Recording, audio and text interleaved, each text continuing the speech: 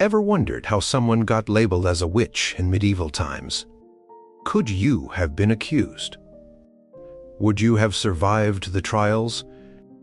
Medieval witch hunts were a dark chapter in European history, claiming thousands of lives between the 15th and 18th centuries. The courts used bizarre and often horrifying methods to prove someone's guilt. These techniques were anything but scientific.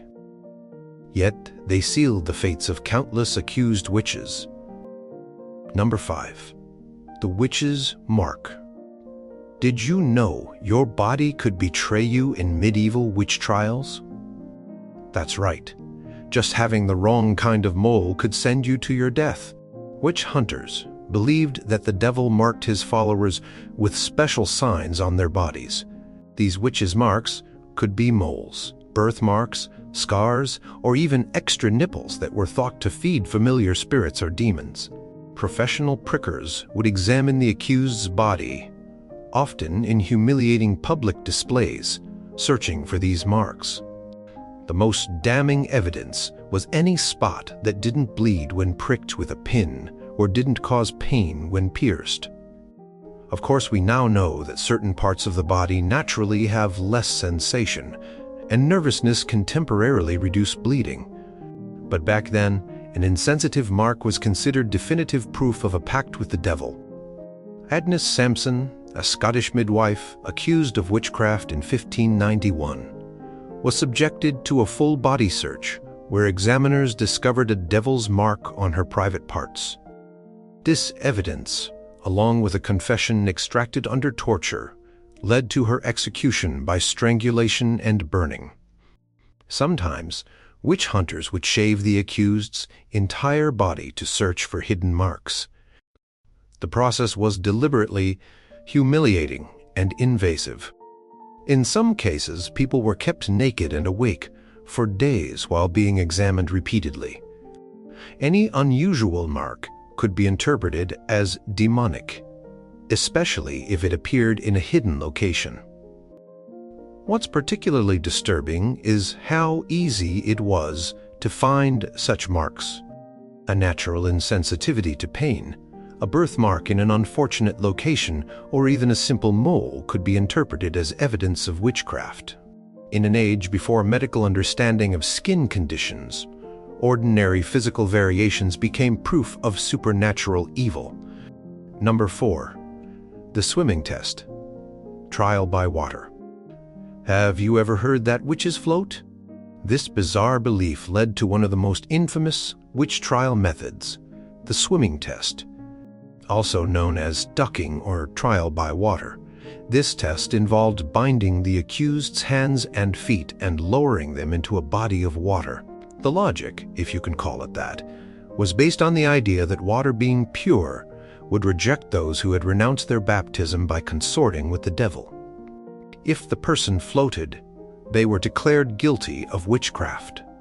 If they sank, they were innocent, though they might drown before being pulled out.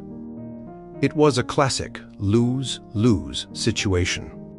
The test created an impossible choice: float and be executed for witchcraft, or sink and prove your innocence while possibly dying in the process. The swimming test gained popularity in the 16th and 17th centuries. In England, professional witch finders, like Matthew Hopkins, regularly employed this method. Hopkins, self-proclaimed witch finder general, was responsible for the deaths of around 300 women between 1644 and 1646. He made a profitable career out of witch hunting, charging communities for his services. In 1593, a woman named Mary Sutton from Bedford, England, was subjected to the swimming test. When she unexpectedly floated, the crowd became convinced of her guilt. She later confessed after interrogation and was hanged. The twisted logic of the swimming test had no scientific basis. Factors like lung capacity, body composition, and even how tightly someone was bound could affect whether they floated or sank. The test also played on common fears of drowning, making it a terrifying ordeal regardless of the outcome. Perhaps most disturbing is that some communities turned these trials into public spectacles. Crowds would gather to watch the accused being ducked, treating it as entertainment. The swimming test represents how judicial process could be corrupted by superstition, creating a system where true innocence was impossible to prove. Number 3. Confession under torture. Could you resist confessing to anything under extreme torture? Medieval courts didn't think so, which is why torture became their favorite tool for extracting truth. Confession was considered the queen of all evidence in witch trials, and authorities were determined to obtain it by any means necessary. The use of torture was officially sanctioned in many jurisdictions after Pope Innocent IV authorized its use in 1252. When someone was accused of witchcraft, their odds of escaping conviction plummeted if torture was employed. The methods used were designed to cause extreme pain while minimizing visible damage.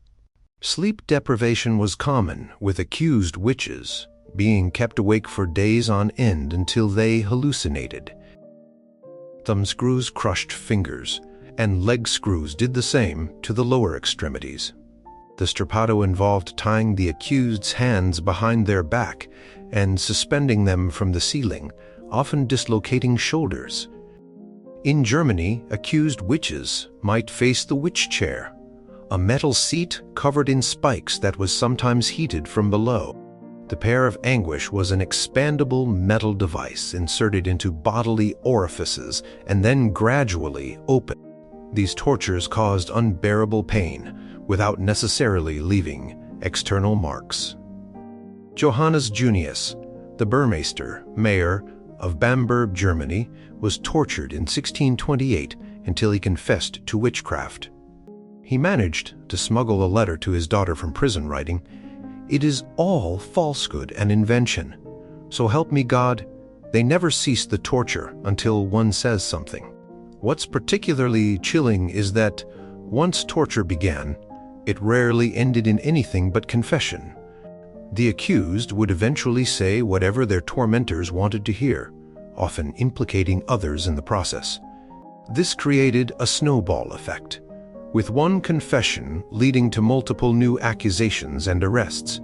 Many confessions followed specific patterns because torturers often asked leading questions based on their preconceived notions of what witchcraft entailed.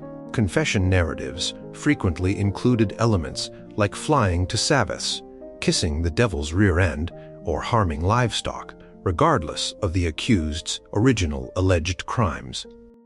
Torture's effectiveness at producing confessions made witch hunts self-perpetuating. Each confession validated the hunter's beliefs and provided names of new suspects, creating an endless cycle of accusations, torture, and execution. Number 2. Spectral evidence. What if your nightmares could be used as evidence in court? For many accused witches, this nightmare became reality through spectral evidence. This concept allowed testimony about dreams, visions, and spiritual apparitions to be used as legitimate evidence in witch trials. Accusers could claim they saw the specter or spirit of the accused tormenting them, and this would be accepted as proof that the accused was indeed a witch who had sent their spirit to cause harm. Spectral evidence played a central role in the infamous Salem witch trials of 1692 to 1693. Young girls would scream, contort their bodies, and claim to see the specters of accused witches pinching, biting, or choking them right in the courtroom. These dramatic fits were taken as proof that the accused was attacking them spiritually, even though the accused might be sitting quietly during the entire episode. The case of Martha Carrier demonstrates how devastating spectral evidence could be. During her Salem trial, several young accusers claimed her specter tormented them. One girl, Ann Putnam, testified that Carrier's spirit had threatened to tear her to pieces if she didn't sign the Devil's Book. Despite Martha's firm denials, these spectral accusations led to her execution by hanging in August 1692. What made spectral evidence particularly dangerous was its complete unverifiability. There was no way to disprove claims about what someone else saw in visions or dreams. It essentially allowed accusers to fabricate evidence that couldn't be challenged. Some judges recognized the problematic nature of spectral evidence. Increase Mather, a prominent Puritan minister, argued, "It were better that 10 suspected witches should escape than that one innocent person should be condemned." By 1693, courts began rejecting spectral evidence, which helped end the Salem trials. The reliance on spectral evidence reveals how fear and hysteria could override rational legal principles. In communities gripped by witch panic, the line between imagination and reality blurred, creating a scenario where someone could be condemned based on another person's nightmares. Number 1. The witch's scales weighing test. Did you know that in some regions, your body weight could determine whether you were a witch? This bizarre practice was the weighing test, and it could mean life or death.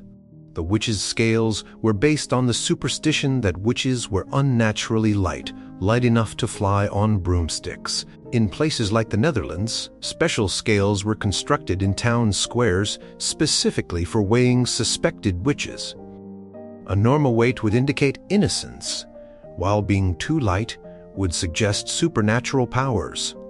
The city of Oudwater in Holland became famous for its Heksenweg, witches' scales, which still exists today as a tourist attraction. Interestingly, this scale gained a reputation for fairness, as it consistently found the accused to be of normal weight.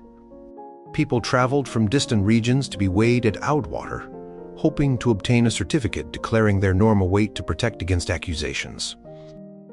In 1545, a woman named Entjen Luijten from Newport was weighed and found to be of appropriate weight for her size.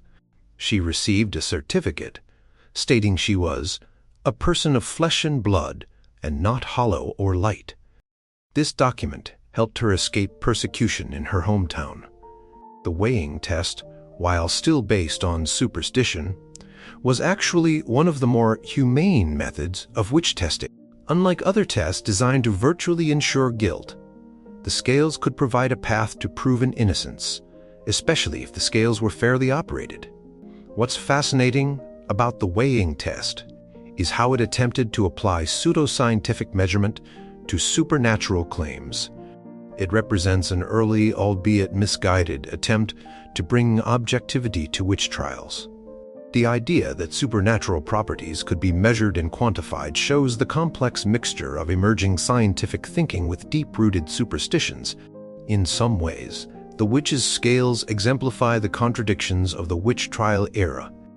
A society advanced enough to create precise measuring instruments, yet still governed by fears of flying witches and demonic pacts. The methods used to prove witchcraft reveal more about human fear and judicial failure than they do about any real supernatural activity. From tortured confessions to ducking stools, these practices ruined countless lives based on impossible standards of proof and supernatural assumptions. As you've read about these 5 methods, perhaps you wondered how many innocent people died because of these practices. And what does it tell us about how easily justice can be corrupted when fear takes over?